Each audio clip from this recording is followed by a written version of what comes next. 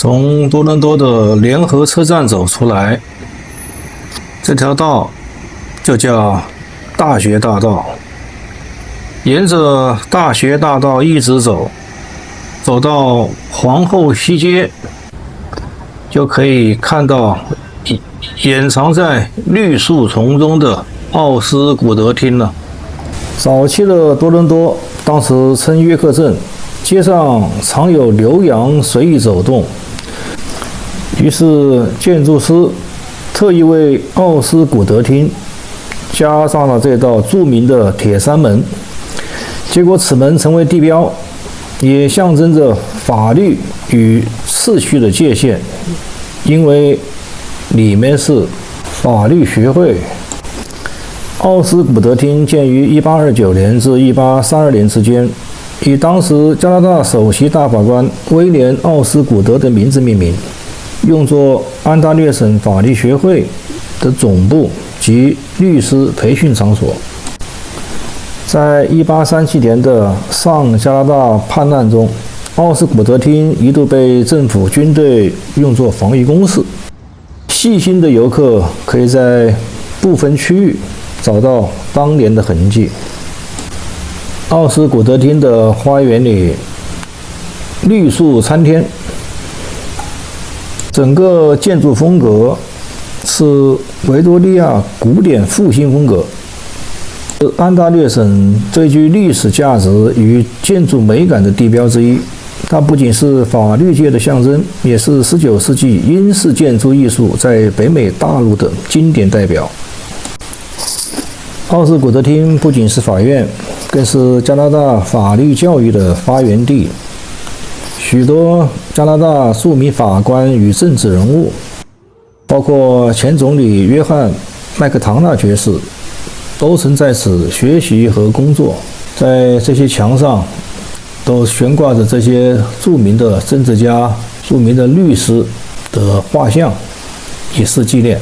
大厅内部的大理石楼梯、穹顶天窗与壁饰的雕刻，处处体现了19世纪欧洲工匠的匠心。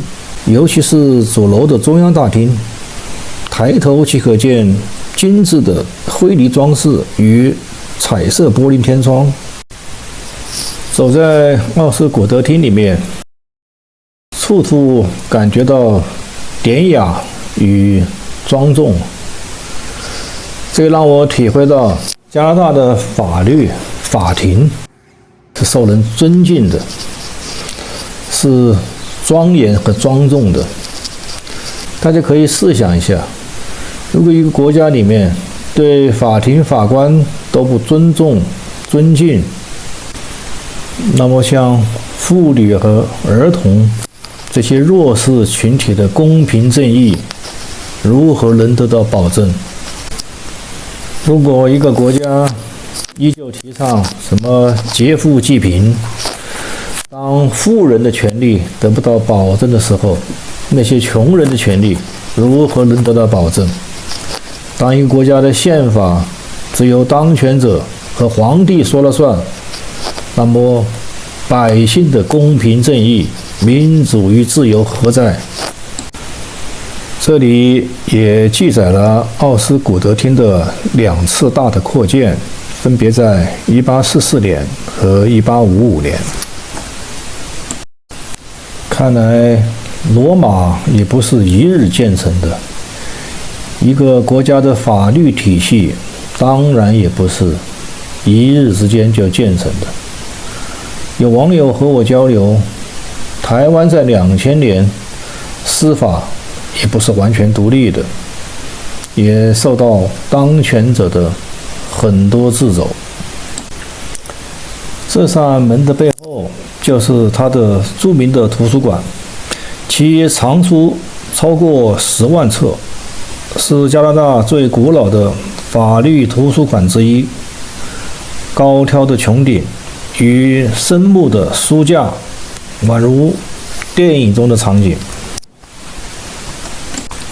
所以，假如你作为一个游客来到多伦多游玩，奥斯古德厅一定是你必选的去处。为什么这么说呢？你在这里可以体会到整个建筑的典雅与庄严，更能体会到加拿大法律的庄严与尊重。由此我也体会到，没有英国带来的文明，没有王在法下的大宪章，哪有现在的西方文明？这些文明不仅体现在维多利亚时代的建筑中，更是体现在当今的现实中。没有独立公正的司法，法律不过是儿戏，法庭也不过是道具。历史不总是往前走的，有时候走着走着就往回退几步，这也难说。您说是吗？让你能够听到我的心，什么时候也能把我想起。